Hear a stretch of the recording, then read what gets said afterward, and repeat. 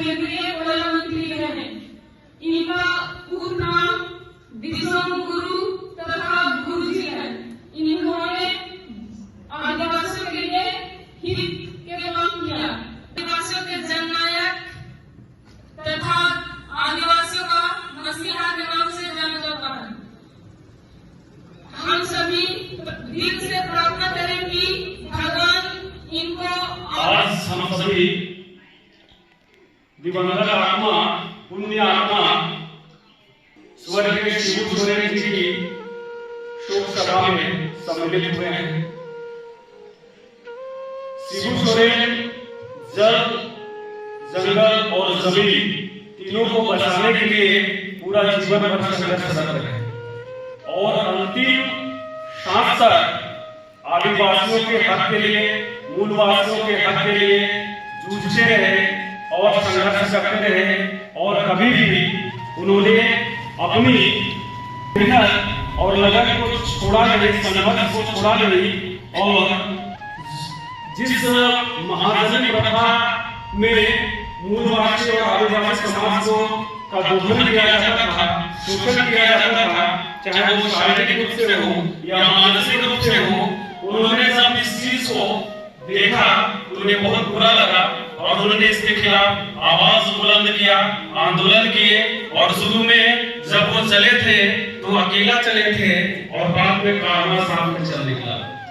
तो उनके पिता एक शिक्षक थे और शिक्षक तो होते हैं, वो हमेशा दूसरे को ज्ञान दान करते हैं और हमेशा वो दूसरों पर वो ऐसी चारित्रिक गुण डालते हैं जो देश के विकास से अमूल्य योगदान देता है। उस शिक्षक की हत्या की गई तो ये अवरोध से 9th या 10वीं 9वीं या 10वीं कक्षा में पढ़ रहे थे।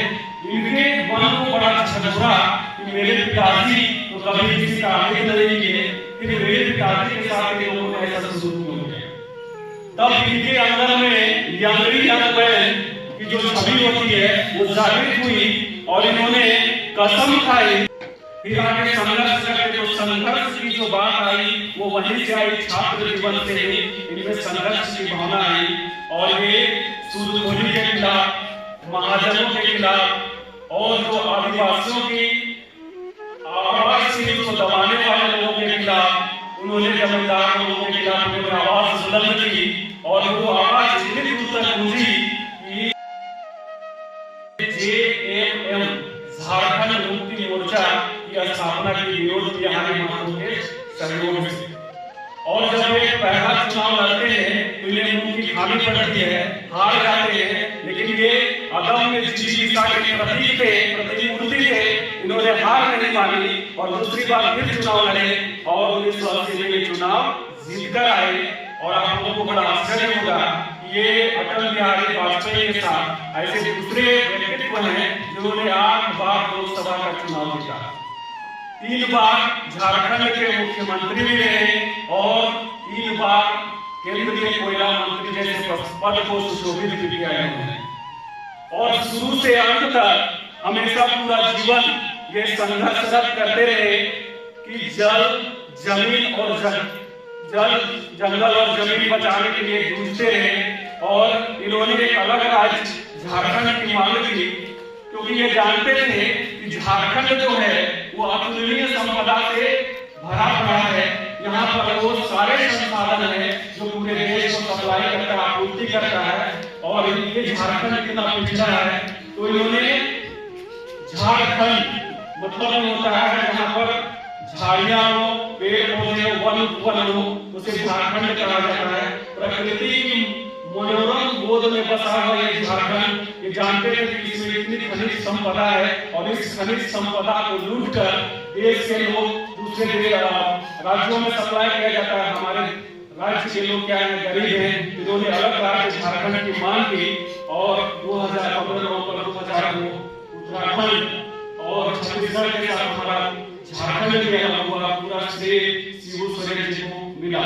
इसके बाद भी ये रुकते नहीं है। सबसे बड़ी बात है कि बहुत सारे जो बड़े लोग होते हैं वो मंजिल मिल जाने के बाद ठहर जाते हैं, रुक जाते हैं, लेकिन इन्होंने कभी रुकना नहीं जाना।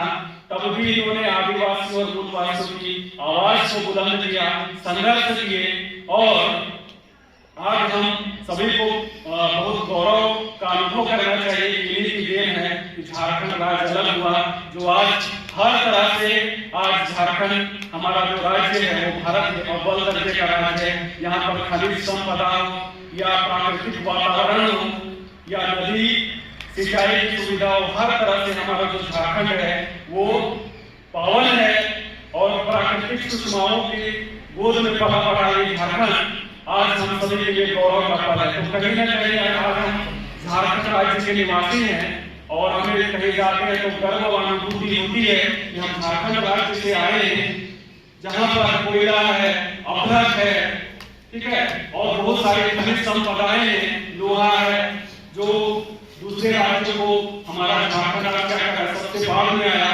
लेकिन बड़े बड़े राज्य हैं उनको आपूर्ति करता है, उनका पेट भरता है, उनको सही दिशा दिखाता है, उनको सही मार्गदर्शन दिखाता है। तो ये कहीं ना कहीं शिबू सोरेन जी का हमारे झारखंड राज्य अलग करने में और उसको अव्वल दर्जे में पहुंचाने में बहुत बड़ा योगदान है। इनको विश्व गुरु भी कहा गया और आप लोगों को मालूम होगा कि विश्व गुरु दो शब्दों से मिलकर बना है, विश्व और गुरु। विश्व का मतलब होता है देश या समुदाय और गुरु का मतलब होता है मार्गदर्शक।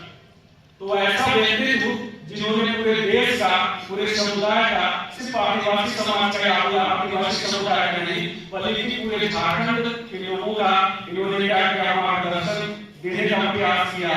और जब केंद्र में उन्हें दायित्व मिला कोयला मंत्री के रूप में, तभी उन्होंने उसका सही समग्र रूप से उसका निर्वहन किया और आज हमारा झारखंड जो है वो हर क्षेत्र में आगे बढ़ रहा है। तो कहीं न कहीं शिबू सोरेन जी की बहुत ही भूमिका है। इसलिए आज के दिन हम सभी दिवंगत आत्मा को, पुण्य आत्मा को श्रद्धा सुमन अर्पित करते हैं, सच्चे दिल से उनको श्रद्धांजलि अर्पित करते हैं। उनकी आत्मा जहाँ भी होगी वो शांति को प्राप्त करेगी, मोक्ष को प्राप्त करेगी, ऐसा हम सभी की अपेक्षा है।